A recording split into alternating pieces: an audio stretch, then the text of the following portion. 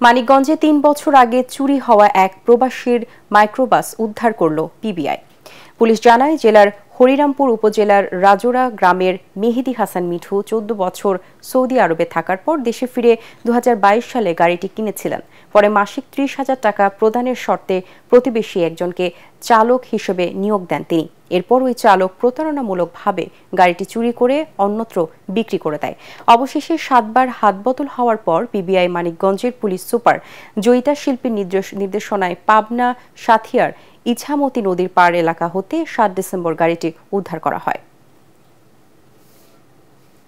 মালিককে তার হারানো জিনিসটি তার কাছে নিশ্চয়ই অনেক প্রিয় এবং মূল্যবান, যেটা তার সংসারের জন্য আসলে খুব দরকার ছিল।